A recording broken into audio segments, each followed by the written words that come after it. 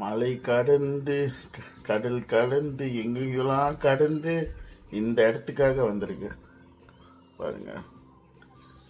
இதெல்லாம் life time view.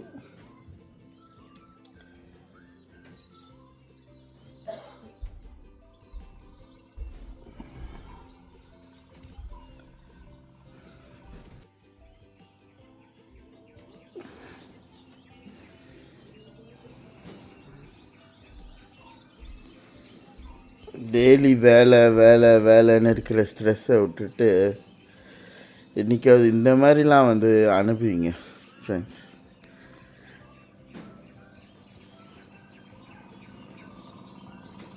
இது வெறும் சிம்பிள் தான், ஒன்றும் ஃபுல் வியூ அப்புறம் பார்ப்போம்.